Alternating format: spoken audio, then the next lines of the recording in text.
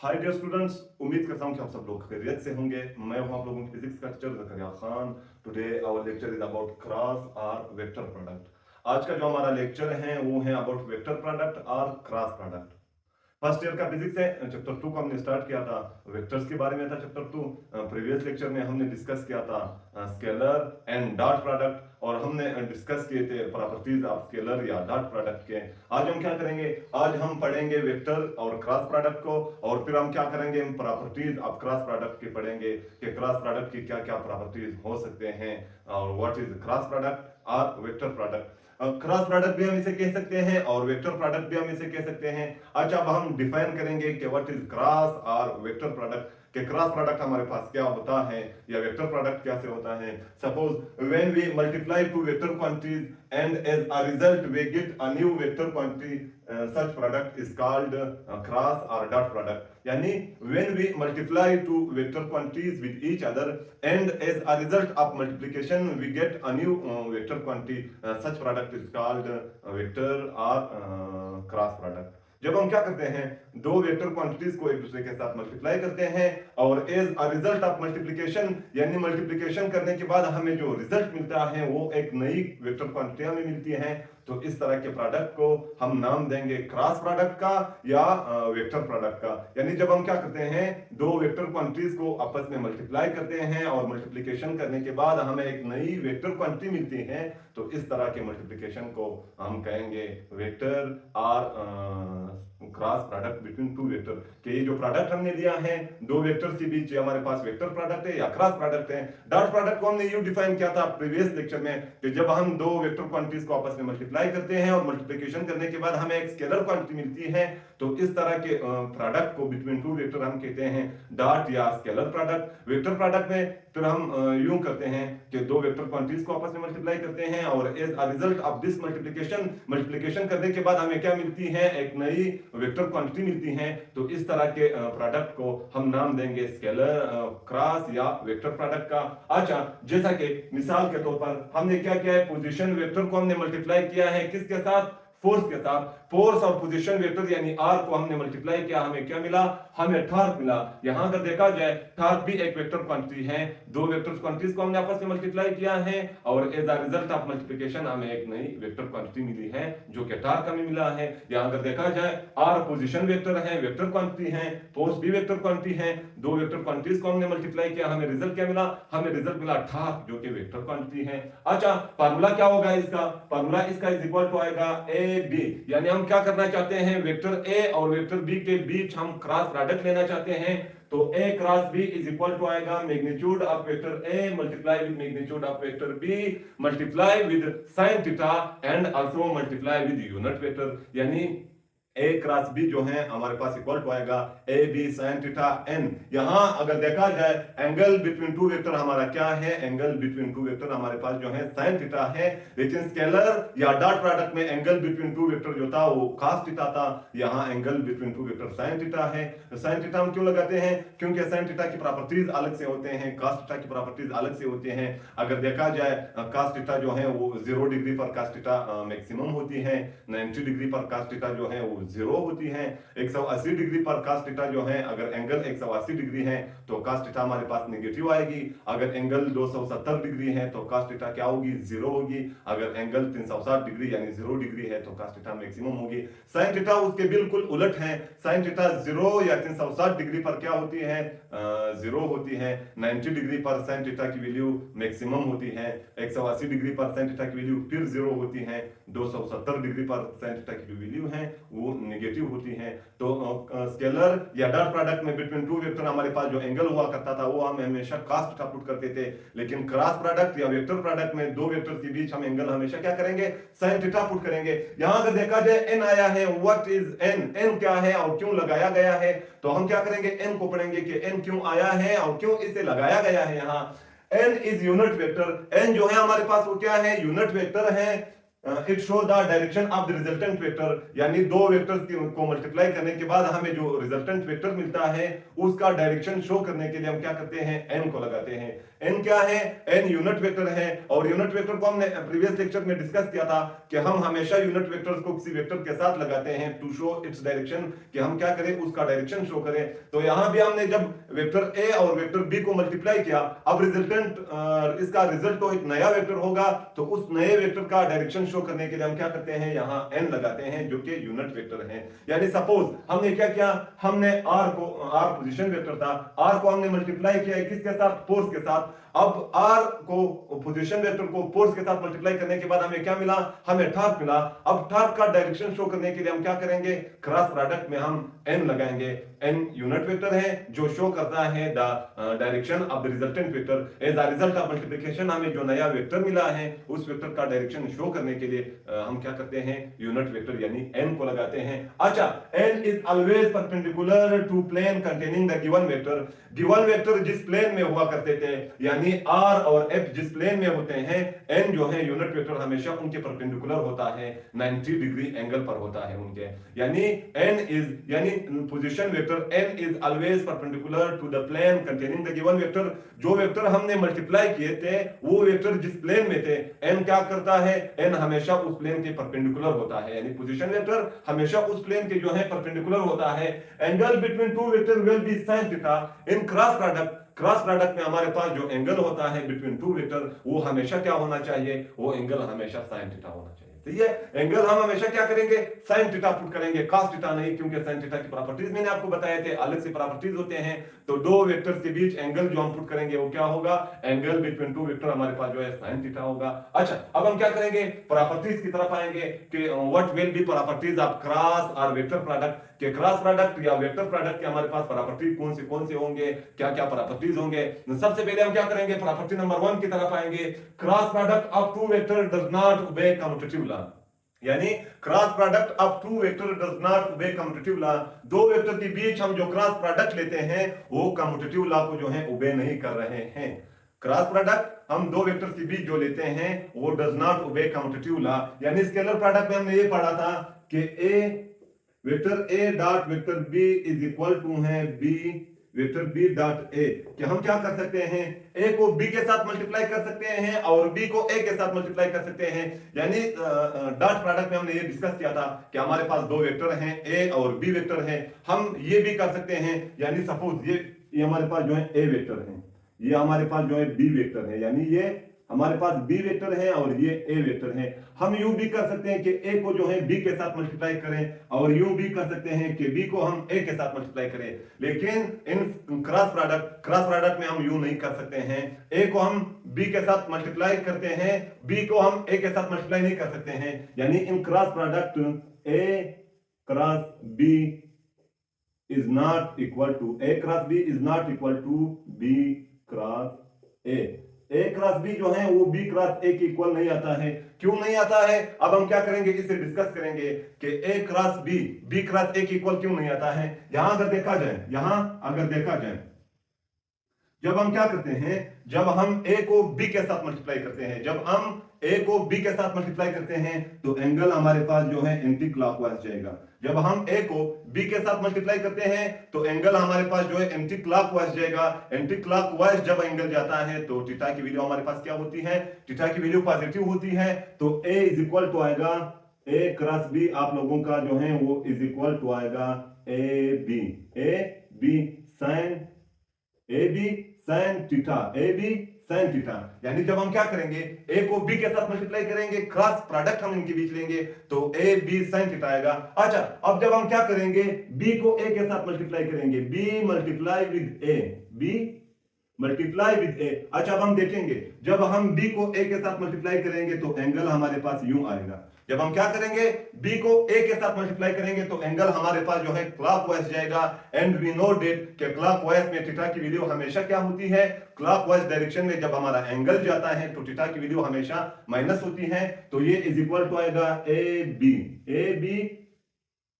Sign यानी B ए sign minus theta आएगा। अच्छा, अब साइन जो है वो ओड फंक्शन है, नेगेटिव को पॉजिटिव नहीं कर सकता है, तो आप लोगों का जो रिजल्ट है वो इज इक्वल टू आएगा आप लोगों का जो रिजल्ट है वो इज इक्वल टू आएगा माइनस बी ए साइन थीटा। तो ए बी को जब हमने मल्टीप्लाई किया था तो ए बी साइन थीटा आया था, जब हमने बी को ए के साथ मल्टीप्लाई किया तो नेगेटिव का साइन आया। इट शोड इट कि in cross product two vector in cross product between two vector does not obey commutative law of multiplication. तो ए बी जो है ए क्रॉस बी जो है वो इज इक्वल टू आएगा माइनस बी क्रॉस ए। तो ये क्या कर रहे हैं, ये कम्यूटेटिव प्रॉपर्टी ऑफ मल्टीप्लिकेशन जो है ओबे नहीं कर रहे हैं। ए को जब हम बी के साथ मल्टीप्लाई करते हैं और बी को ए के साथ मल्टीप्लाई करने से हमें क्या मिलेगा, रिजल्ट नेगेटिव में आएगा। तो एक बात आप लोगों ने अपने दिमाग में बिठानी होगी कि cross product between two vector does not obey commutative law of multiplication, कि दो वेक्टर के बीच जो क्रॉस प्रोडक्ट होता है वो कम्यूटेटिव लॉ ऑफ मल्टीप्लिकेशन को ओबे नहीं कर रहा है। क्यों नहीं कर रहा है, डॉट प्रोडक्ट क्यों कर रहा था कम्यूटेटिव लॉ को ओबे, क्योंकि डॉट प्रोडक्ट में हम cos थीटा एंगल लगाते थे। cos थीटा इवन फंक्शन है, इवन फंक्शन क्या कर रहा है, थीटा की वैल्यू पॉजिटिव हो या नेगेटिव हो, cos थीटा जो है वो इवन फंक्शन है, नेगेटिव को पॉजिटिव में चेंज करेगा। पॉजिटिव तो है ही पॉजिटिव, अगर थीटा नेगेटिव आ जाए तो cos थीटा जो है इवन फंक्शन है, नेगेटिव को क्या करेगा, पॉजिटिव में चेंज करेगा। लेकिन sin थीटा जो है ओड फंक्शन है, अगर थीटा की वैल्यू नेगेटिव आए तो पूरा टर्म आपके पास नेगेटिव आएगा, अगर थीटा की वैल्यू पॉजिटिव है तो पूरा टर्म जो है पॉजिटिव है। तो सबसे पहले प्रॉपर्टी ये थी कि cross product between two vector does not obey commutative property of multiplication, कि कम्यूटेटिव प्रॉपर्टी ऑफ मल्टीप्लिकेशन जो होती है या कम्यूटेटिव लॉ ऑफ मल्टीप्लिकेशन जो होती है, क्रॉस प्रोडक्ट उसे ओबे नहीं कर रहा है। क्यों नहीं कर रहा है, क्योंकि A cross B is equal to आएगा माइनस बी क्रॉस ए। तो ये जो है रिजल्ट सेम नहीं आ रहा है, इस वजह से cross product between two vector does not obey commutative property of multiplication. अच्छा, पहली प्रॉपर्टी हमने डिस्कस की है, अब हम आएंगे प्रॉपर्टी नंबर 2 की तरफ। प्रॉपर्टी नंबर 2 क्या है, cross product of two perpendicular vector is maximum. दो वेक्टर जो एक दूसरे के परपेंडिकुलर हो उनके बीच जो हम क्रॉस प्रोडक्ट लेते हैं वो मैक्सिमम आएगा, and equal to product of their magnitude, और इन दो वेक्टर्स का जो मैग्नीट्यूड है इसके इक्वल आएगा। जब हम क्या करते हैं, दो परपेंडिकुलर वेक्टर के बीच हम क्रॉस प्रोडक्ट लेते हैं तो इसका जो रिजल्ट आएगा वो क्या आएगा, मैक्सिमम आएगा, and equal to product of their magnitude आएगा। अच्छा, अब हम चेक करेंगे, यहां अगर देखा जाए डॉट प्रोडक्ट में बिटवीन टू वेक्टर हमारे पास अगर एंगल क्या आए, अगर परपेंडिकुलर हैं दो वेक्टर तो उसका रिजल्ट जीरो आता था। लेकिन इन क्रॉस प्रोडक्ट में दो परपेंडिकुलर वेक्टर को जब हम क्या करते हैं, दो परपेंडिकुलर वेक्टर के बीच क्रॉस प्रोडक्ट लेते हैं तो हमारे पास जो है इसका रिजल्ट क्या होगा, मैक्सिमम होगा। सपोज हमारे पास क्या है, दो वेक्टर हैं, हमारे पास दो वेक्टर हैं, ये वेक्टर बी है और ये जो है वेक्टर ए है, ये वेक्टर ए और ये वेक्टर बी। यहां अगर देखा जाए इनके बीच एंगल क्या है, एंगल 90 डिग्री का है। एंगल क्या है बिटवीन देम, 90 डिग्री का है। अब हम देखेंगे कि इनके बीच जो है वो क्या होगा, यानी अब हम देखेंगे कि इनके बीच एंगल 90 डिग्री है, क्रॉस प्रोडक्ट बिटवीन देम क्या होगा। अच्छा, क्रॉस प्रोडक्ट बिटवीन देम आएगा ए क्रॉस बी, आप लोगों का जो है इज इक्वल टू आएगा ए बी, क्या, ए बी साइन 90 डिग्री। क्यों, क्योंकि थीटा की वैल्यू 90 है, एंड वी नो डेट के साइन 90 जो है, साइन 90 डिग्री जो है वो इज इक्वल टू है 1, sine 90 degree is equal to है 1। तो ए डॉट बी आप लोगों का इज इक्वल टू आएगा A B multiply with sine 90 की जगह हम क्या करेंगे, 1 लिखेंगे। तो ये आप लोगों का इज इक्वल टू आएगा ए क्रॉस बी आप लोगों का इज इक्वल टू आया ए बी। यहां अगर देखा जाए रिजल्ट मैक्सिमम भी आया है, और मैक्सिमम के साथ साथ इन दो वेक्टर्स का जो मैग्नीट्यूड था, मैग्नीट्यूड ऑफ वेक्टर ए और मैग्नीट्यूड ऑफ वेक्टर बी, इसके प्रोडक्ट इक्वल आया ए डॉट बी। यानी ए और बी के बीच आप क्या करो, प्रोडक्ट लो, तो A and B are magnitude of the given vector A and B. तो क्या हुआ है, जब हमने दो परपेंडिकुलर वेक्टर यानी ए और बी एक दूसरे के परपेंडिकुलर थे, जब हमने इनके बीच क्या किया, क्रॉस या वेक्टर प्रोडक्ट लिया, तो इनका जो रिजल्ट आया, रिजल्ट क्या हुआ, मैक्सिमम आया, एंड इक्वल आया किसके, मैग्नीट्यूड ऑफ गिवन वेक्टर, यानी मैग्नीट्यूड ऑफ ए वेक्टर यहां ए आया है, multiply with magnitude of B vector यहां बी भी आया है। तो दूसरी प्रॉपर्टी क्या है क्रॉस प्रोडक्ट की, कि cross product between two perpendicular vector is maximum and equal to product of magnitude of the given vector. Dot product between two vector perpendicular vector जो था वो 0 आया था, और cross product between two perpendicular vector हमारे पास क्या आया, मैक्सिमम आया। अच्छा, तो ये है difference between dot and cross product. अब हम आएंगे प्रॉपर्टी नंबर 3 की तरफ। प्रॉपर्टी नंबर 3 क्या है, the cross product of two parallel and anti parallel vector is 0। दो पैरेलल वेक्टर और दो एंटी पैरेलल वेक्टर के बीच हम जो क्रॉस प्रोडक्ट लेते हैं वो इज इक्वल टू आएगा क्या, वो इज इक्वल टू आएगा 0। दो पैरेलल या दो एंटी पैरेलल वेक्टर के बीच हमारे पास जो वो आ रहा है क्या, हमारे पास दो पैरेलल या एंटी पैरेलल के बीच जो हम प्रोडक्ट लेते हैं क्रॉस प्रोडक्ट, को हमारे पास क्या आएगा, वो हमारे पास आएगा 0। वो क्या आएगा 0। प्रॉपर्टी नंबर 3 को हम पहले डिस्कस नहीं करेंगे क्योंकि यहाँ एक पॉइंट था, वो पॉइंट मैं बताना भूल गया हूं। अच्छा, अब अगर दो वेक्टर परपेंडिकुलर हैं तो उनका जो रिजल्ट है वो मैक्सिमम आएगा। अब अगर हम क्या करें, अगर हम इन टर्म ऑफ यूनिट वेक्टर लिखे, अगर हम इन टर्म ऑफ यूनिट वेक्टर लिखे तो क्या आएगा, यानी यहां से अक्सर एमसीक्यूज उठाए जाते हैं। अच्छा, अब हमारे पास ये क्या है, एक्स एक्सिस है, ये वाई एक्सिस है, ये जी एक्सिस है। X axis, Y axis and Z axis.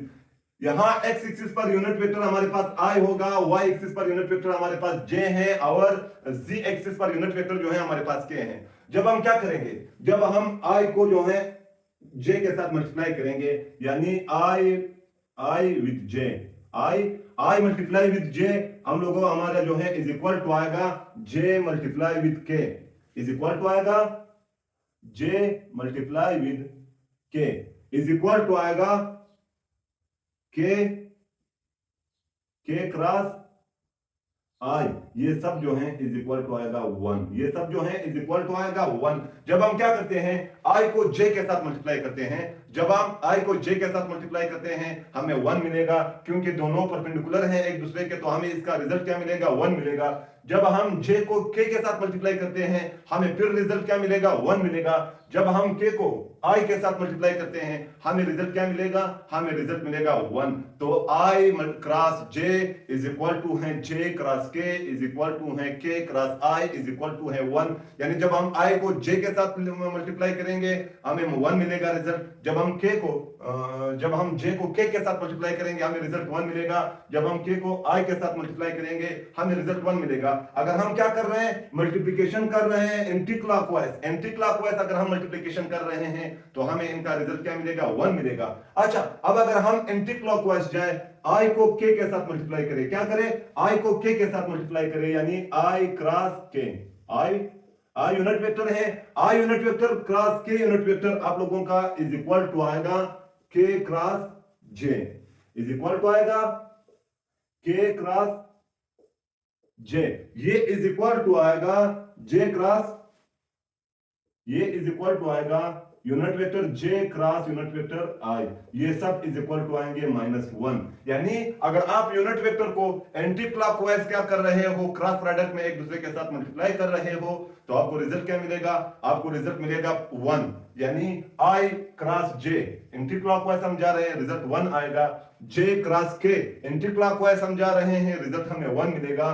के क्रॉस आई हमें क्या मिलेगा, रिजल्ट 1 मिलेगा। अब अगर हम क्लॉकवाइज जाए यानी यूं जाए, आई मल्टीप्लाई विद के हमारे पास जो रिजल्ट आएगा वो -1 होगा। इसी तरह के मल्टीप्लाई विद जे हमारे पास रिजल्ट -1 आएगा। इसी तरह जे मल्टीप्लाई विद आई रिजल्ट हमारे पास क्या आएगा, -1 आएगा। -1 क्यों आ रहा है, क्योंकि जब हम क्लॉकवाइज जाते हैं तो हमारे पास थीटा की वैल्यू नेगेटिव होती है and sin theta is odd function, negative में नेगेटिव आएगा। तो अगर एंगल नेगेटिव है, थीटा की वैल्यू नेगेटिव है, तो पूरा टर्म नेगेटिव आएगा। तो आई मल्टीप्लाई विद के हमारे पास -1 के इक्वल आएगा। इसी तरह के मल्टीप्लाई विद जे हमारे पास क्या होगा, -1 के इक्वल आएगा। तो इन क्रॉस प्रोडक्ट में जब हम आई को जे के साथ मल्टीप्लाई करेंगे रिजल्ट हमें 1 मिलेगा। जब हम जे को के साथ मल्टीप्लाई करेंगे रिजल्ट हमें क्या मिलेगा, 1 मिलेगा। जब हम के को आई के साथ मल्टीप्लाई करेंगे रिजल्ट हमें क्या मिलेगा, रिजल्ट हमें 1 मिलेगा। अच्छा, अगर हम क्लॉकवाइज जाए, आई को उठाए और के साथ मल्टीप्लाई करें तो रिजल्ट हमें नेगेटिव में मिलेगा, -1 मिलेगा। अगर हम के को जे के साथ मल्टीप्लाई करें रिजल्ट हमें -1 मिलेगा। अगर हम जे को क्या करें, आई के साथ मल्टीप्लाई करें तो रिजल्ट हमें क्या मिलेगा, -1 मिलेगा। अच्छा, अब हम क्या करेंगे, अब हम आएंगे प्रॉपर्टी नंबर 3 की तरफ कि cross or vector product between two parallel and anti parallel vector is 0। कि दो पैरेलल और एंटी पैरेलल वेक्टर के बीच जब हम क्रॉस प्रोडक्ट लेंगे तो ये क्या आएगा, इज इक्वल टू 0 आएगा। सपोज हमारे पास क्या है, हमारे पास दो वेक्टर हैं, एक वेक्टर ये है ए वेक्टर, क्या है ये ए वेक्टर है और ये क्या है बी वेक्टर है। ये ए वेक्टर है, ये डी वेक्टर है। यहां अगर देखा जाए थीटा की वैल्यू यहां क्या है 0 डिग्री है। एंगल बिटवीन देम क्या है 0 है। क्यों 0 है? क्योंकि दो वेक्टर तब ही पैरेलल आ सकते हैं जब उनके बीच एंगल क्या होगा 0 होगा।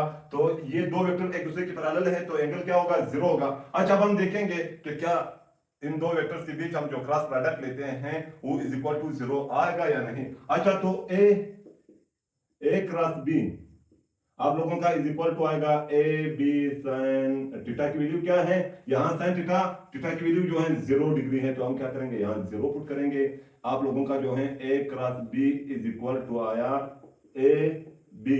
वी नो डेट कि साइन 0 डिग्री जो है साइन 0 डिग्री जो है वो इज इक्वल टू है 0। Sine 0 degree is equal to है 0 तो साइन 0 की जगह हम क्या करेंगे यहाँ 0 लिखेंगे। तो आप लोगों का ए क्रॉस बी जो है ए क्रॉस बी आप लोगों का इज इक्वल टू आएगा 0। जब हम क्या करेंगे 0 को इस टर्म के साथ मल्टीप्लाई करेंगे तो 0 क्या करेगा इस पूरे टर्म को 0 बनाएगा। तो हमने दो पैरेलल वेक्टर्स के बीच क्या लिया हमने दो पैरेलल वेक्टर्स के बीच क्रॉस प्रोडक्ट लिया हमें रिजल्ट क्या मिला हमें रिजल्ट मिला 0। अच्छा अब हम ये देखेंगे कि क्या दो एंटी पैरेलल वेक्टर के बीच जब हम क्रॉस प्रोडक्ट लेते हैं ये 0 आएगा या नहीं। हमने ये तो देख लिया है पढ़ लिया है कि जब हम क्या करेंगे दो पैरेलल वेक्टर सपोज ये क्या है दो मार्कर्स हैं ये दो मार्कर जो हैं इसे हम दो वेक्टर्स कंसीडर करेंगे। ये उनके हेड हैं और ये टेल हैं यानी ये इन दो मार्कर यानी वेक्टर्स हैं ये दो जो हैं उनके टेल हैं और ये दो जो हैं हेड हैं।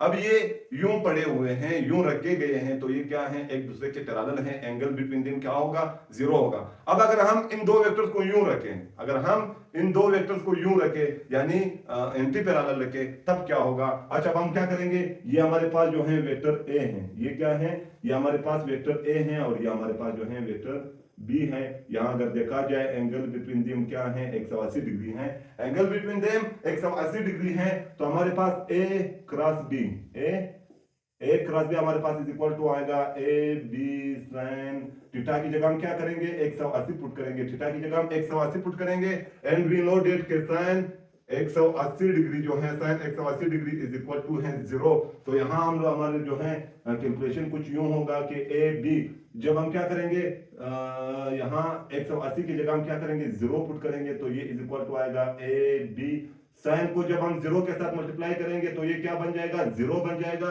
ए बी को जब हम 0 के साथ मल्टीप्लाई करेंगे तो ए क्रॉस बी जो है ए क्रॉस बी जो है आप लोगों का वो क्या आएगा वो 0 आएगा। दो एंटी पैरेलल अगर दो वेक्टर्स एंटी पैरेलल हैं या पैरेलल एक टू ईच अदर हैं जब हम इनके बीच क्या करेंगे क्रॉस प्रोडक्ट लेंगे तो उनका रिजल्ट क्या होगा 0 होगा। ये हमने चेक किया है दोनों का रिजल्ट क्या आया इसका भी रिजल्ट 0 आया जब हमने पैरेलल रखे थे। जब हमने दोनों वेक्टर्स को एंटी पैरेलल रख दिया तब भी उनका जो रिजल्ट है वो क्या आया 0 आया। सही है तो इनका रिजल्ट क्या आया 0 आया। अच्छा अब अगर हम क्या करें अगर हम इसे चेक करना चाहें इन टर्म ऑफ यूनिट वेक्टर अगर हम इन टर्म ऑफ यूनिट वेक्टर इसे चेक करें तो इसका रिजल्ट हमें यूं मिलेगा कि आई जो है आई वेक्टर क्रॉस आई वेक्टर जो है ये इज इक्वल टू है 0। इसी तरह जे वेक्टर क्रॉस जे ये इज इक्वल टू आएगा 0। इसी तरह के क्रॉस के जो है आप लोगों का इज इक्वल टू आएगा 0। I cross i is equal to आएगा 0 क्यों क्योंकि आई और आई जो है एक दूसरे के पैरेलल हैं तो पैरेलल हैं इसका रिजल्ट क्या होगा 0 होगा। तो in term of unit vector आपसे पूछा जा सकता है कि i cross i is equal to है व्हाट किस चीज के इक्वल आएंगे 1 के नेगेटिव के पॉजिटिव के या 0 के। तो आपने सेलेक्ट करना होगा कि 0। इसी तरह j cross j is equal to आएगा 0। इसी तरह के क्रॉस के जो है आप लोगों का इज इक्वल टू आएगा 0। अच्छा अब हम आएंगे प्रॉपर्टी नंबर 4 की तरफ। प्रॉपर्टी नंबर 4 ये है कि the vector product of vector with itself is 0। जब हम एक वेक्टर को अपने आप के साथ मल्टीप्लाई करेंगे तो इसका जो वेक्टर प्रोडक्ट है वो क्या होगा 0 होगा। इसका जो वेक्टर प्रोडक्ट है वो क्या होगा 0 होगा। सपोज हमारे पास क्या है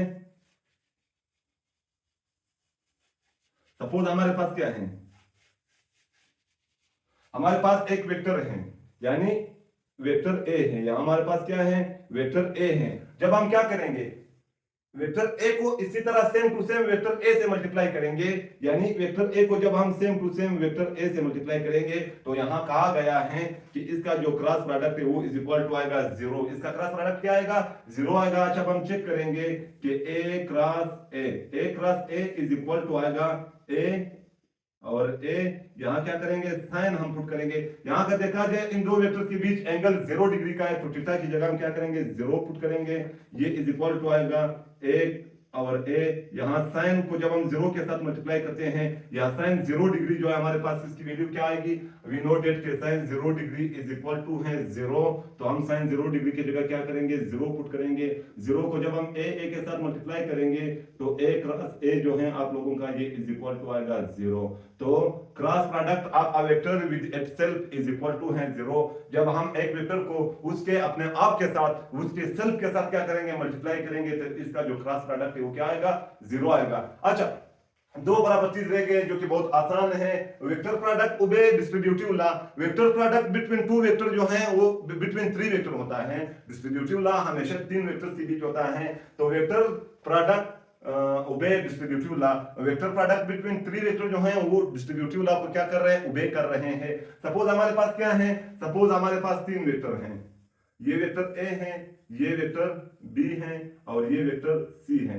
अब ये तीन वेक्टर है हमारे पास, ये क्या कर रहे हैं, ये तीन वेक्टर अगर हम इनके बीच वेक्टर या क्रॉस प्रोडक्ट लेते हैं तो ये ओबे कर रहे हैं डिस्ट्रीब्यूटिव लॉ।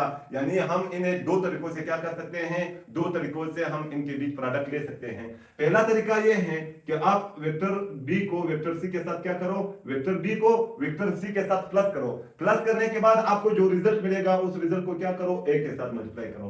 पहले क्या करो, वेक्टर बी को वेक्टर सी में ऐड करो या वेक्टर बी को वेक्टर सी के साथ प्लस करो। प्लस करने के बाद आपको जो रिजल्ट मिला उस रिजल्ट को आप क्या करो, मल्टीप्लाई करो वेक्टर ए के साथ। ये हुआ प्रोडक्ट लेने का पहला तरीका। और दूसरा तरीका क्या है, ए को बी के साथ मल्टीप्लाई करो, वेक्टर ए को वेक्टर बी के साथ मल्टीप्लाई करो और फिर वेक्टर ए को वेक्टर सी के साथ मल्टीप्लाई करो। इन दोनों का जो रिजल्ट आपको मिलेगा, इन दोनों का जो रिजल्ट आपको मिलेगा उस रिजल्ट को क्या करो, प्लस करो, तो इनका रिजल्ट एक जैसे आएगा। यानी दो तरीकों से आप तीन वेक्टर्स के बीच क्या कर सकते हो, प्रोडक्ट ले सकते हो। पहला तरीका यह है कि बी को सी में प्लस करो और जो रिजल्ट आपको मिले उस रिजल्ट को ए के साथ मल्टीप्लाई करो। दूसरा तरीका यह है कि पहले वेक्टर ए को वेक्टर बी के साथ मल्टीप्लाई करो, फिर वेक्टर ए को वेक्टर सी के साथ मल्टीप्लाई करो, फिर दोनों का जो रिजल्ट है उन्हें आपस में ऐड करो, प्लस करो, रिजल्ट विल बी सेम, दोनों का रिजल्ट सेम आएगा। सो हम ये कह सकते हैं कि द क्रॉस और vector product between three vector obey distributive law of multiplication.